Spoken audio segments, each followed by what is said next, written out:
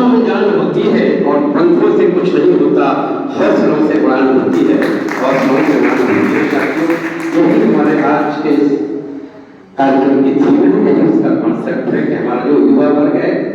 हमें उसको जागृत करना है, उसको अध्यात्म की ओर ले जाना है, क्योंकि आजकल वो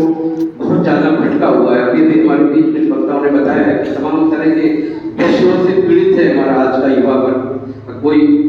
किसी नशे का आदी है, कोई किसी नशे का, और आजकल एक जो नया नशा इजाद हुआ है मोबाइल का, बहुत सारे लोग इसके आदी हो गए हैं। और हमें इन सब चीजों से उबर करके हमें अपने आप को स्वच्छ बनाना है, अपने परिवार को स्वच्छ बनाना है, जागृत करना है, और हमें अपने समाज को जागृत करते हुए हमें अपने राष्ट्र का उत्थान करना है और उसको उसकी जो स्वर्णिम स्थिति है उसके लिए ले जाना है। और किसी ने कहा है कि कर्म करो तो फल मिलता है, आज नहीं तो कल मिलता है, जितना गहरा अधिक हुआ उतना मीठा जल मिलता है, और जीवन के हर कठिन प्रश्न का जीवन से ही हल मिलता है। और किसी ने कहा है,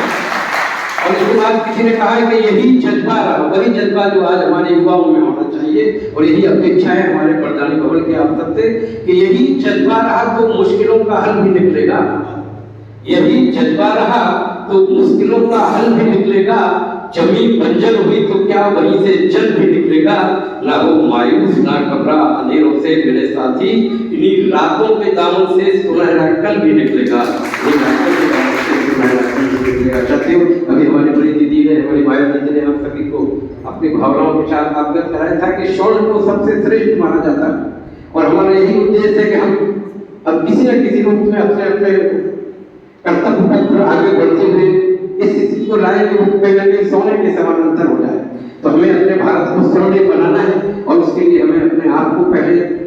तपाना होगा, परिष्कृत करना होगा, आध्यात्मिक ज्ञान की ओर अग्रसर होना होगा। इसके बाद ही हम अपने आप को परिष्कृत करते हुए अपने परिवार को, अपने समाज को, अपने राज्य को और अपने राष्ट्र को परिष्कृत कर पाएंगे, और उनके लिए स्वर्णिम अवसरों को प्रदान कर पाएंगे। और फिर किसी ने बहुत अच्छी बात बताई है कि तुमने चाहा नहीं हालात बदल सकते थे। ये जो चेतना का संदेश हमारा प्रधान भवन आप सभी को दे रहा है, इसकी आवश्यकता पड़ी, क्योंकि आदमी हमारा आज का युवा वर्ग सो गया है सुषुप्त अवस्था में। तो किसी ने कहा है कि तुमने चाहा नहीं हालात बदल सकते थे, और